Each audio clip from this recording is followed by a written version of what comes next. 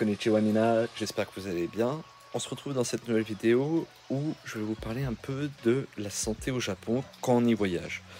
Première étape et première chose à savoir, c'est qu'on n'a pas besoin de vaccin pour venir au Japon. Il n'y a pas de vaccin obligatoire comme il peut y avoir dans d'autres pays, sauf si vous venez de certaines zones. Là, la fièvre jaune est obligatoire. Le reste, pour la France notamment, il n'y a aucun souci. Vérifiez bien que vous avez une couverture santé à l'étranger. Ça peut être votre carte bleue, ça peut être votre assurance personnelle. Renseignez-vous avant de partir parce que ça peut vite coûter très cher au Japon. L'Agence nationale du tourisme a donné notamment un exemple. Si vous avez un accident en vélo avec une fracture à la jambe, donc l'ambulance, la chirurgie et enfin l'hospitalisation, ça revient à 7,5 millions d'yens, ce qui fait à peu près en euros 5 000 euros. Ça pique un petit peu, donc vaut mieux être couvert pour pouvoir anticiper et s'il y a un accident, au moins ne pas perdre trop d'argent.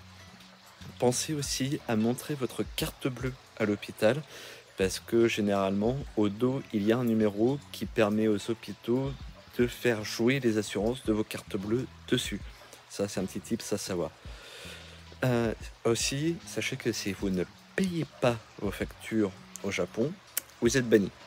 Simple, efficace. Si vous ne payez pas vos factures d'hôpitaux, de soins, vous êtes banni.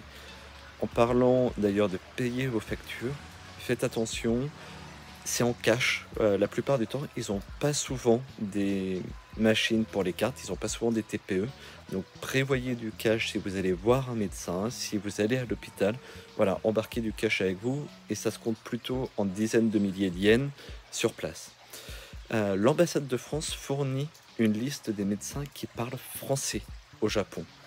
Donc n'hésitez pas à consulter l'ambassade de France au Japon pour avoir accès à cette liste en fonction de la zone où vous êtes. Alors c'est des médecins qui parlent des médecins francophones, pardon, mais pas forcément des médecins français. Voilà, donc après ça change strictement rien. Attention, vérifiez bien aussi les médicaments dont vous avez le droit de faire entrer au Japon. Il y a certains produits, notamment la codéine, qui sont interdits. Voilà, donc renseignez-vous bien, vous avez une liste des médicaments que vous pouvez importer sans aucun problème et ceux qui sont interdits d'importation au Japon. Aussi, je vais vous donner les numéros d'urgence au Japon. Donc le numéro d'urgence, c'est le 119 pour avoir un médecin, une ambulance. Le numéro d'urgence en anglais pour Tokyo, c'est le 03 35 01 01 10. Je vous l'afficherai ici. Et le numéro d'urgence pour les touristes en anglais, peu importe où vous êtes dans le Japon, c'est le 050 36 16 27 87.